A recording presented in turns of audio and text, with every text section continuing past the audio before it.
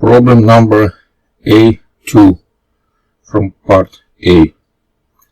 A simple heat engine consists of a movable piston in a cylinder filled with an ideal monatomic gas.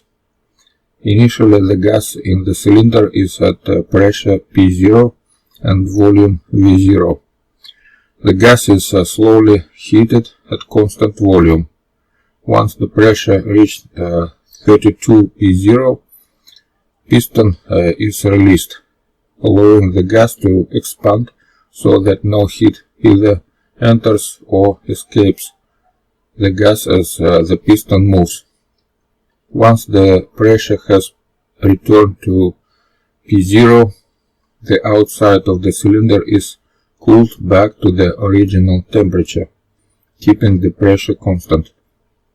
For the monatomic ideal gas, you should assume that the molar heat capacity at constant volume is given by Cv equal 3/2R, where R is the ideal gas constant.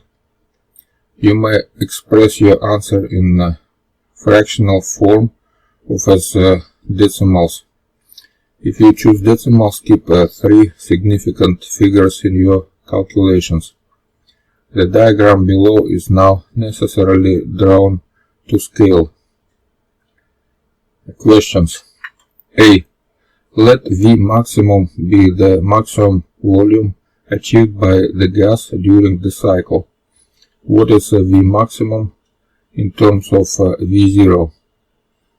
If you are unable to solve this part of problem, you may express your answer to the remaining parts in terms of V maximum without further loss of points. Question B. In terms of P0 and V0, determine the heat added to the gas during a complete cycle. C. In terms of P0 and V0, determine the heat removed from the gas during a complete cycle. D. What is the efficiency of this cycle?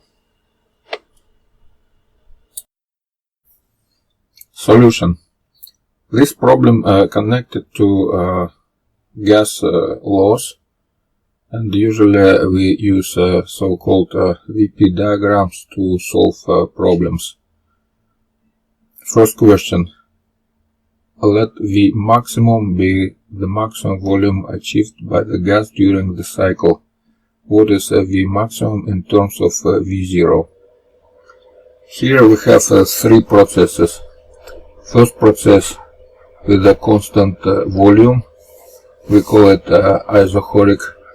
During this process, pressure proportional to temperature. Second process is without heat transfers from outside or inside, and we call this process adiabatic process. And for this adiabatic process, we have a formula, this one, where gamma is a constant for monatomic gas. It's equal to 5/3, which can be found from this expression.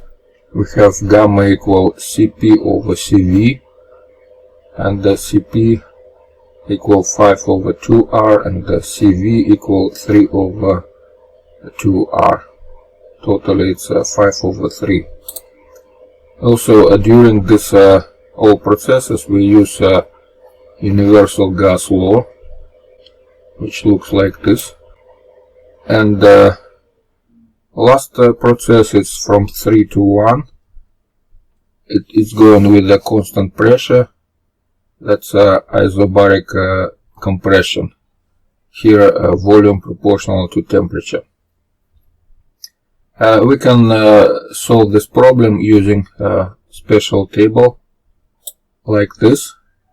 Just count what is pressure, volume and temperature in any point. So first question, we have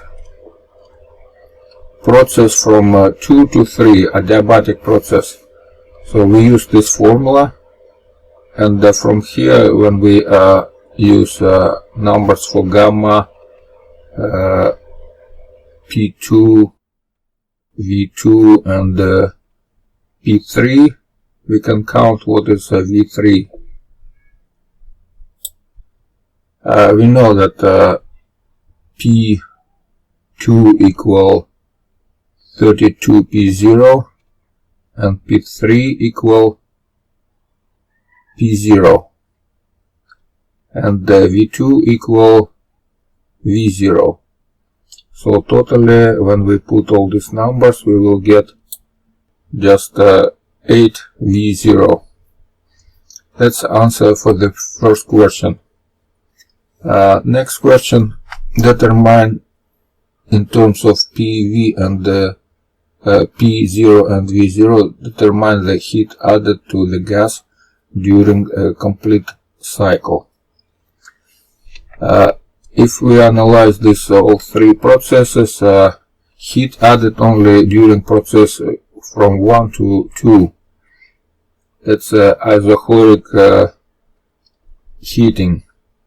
So it means that here we have CV constant for heating, and we can count what is total heat added to this process. And from other hand, from 3 to 1 we have temperatures going down with a constant pressure. So it means that here we have heat capacitance equal Cp, not Cv. And we can use all these formulas without temperature. Even we don't need this table. So we can leave only this part, V3 equal 8 V0. Let's count what is Q in, what is heat added during a process from 1 to 2.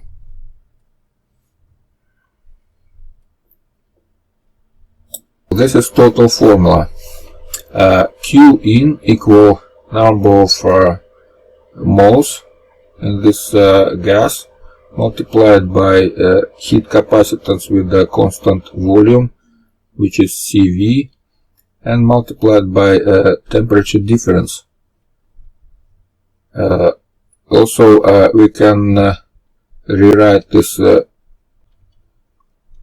in form of N multiplied by 3 over 2R, where 3 over 2R, that's heat capacitance with a constant V. But also when we look at this formula, we have NR multiplied by R and multiplied by T2 minus T1. Using this universal gas law, we can put, instead of temperature, we can put PV, and we have this expression that all this equal to 3 over 2 32 P0 V0 minus P0 V0, which is 93 over 2 P0 V0. That will be total heat added to during this process. With the same logic, we can count what is total heat out during process from 3 over 1. So this is the procedure. Here we can count what is total heat out in the process from 3 to 1. We multiply number of moles multiplied by heat capacitance with the constant pressure, which is 5 over 2R, and multiplied by temperature difference, T3 minus T1. Using the same law, gas law, universal gas law, we can input P3 and V3 here, and P1 and V1, and that will be 8 P0 V0 minus P0 V0, and finally we will get 35 over 2 P0 V0. That's our heat out. That's answer for question C. And last question is what is efficiency of this cycle, and efficiency for this cycle could be found from this expression.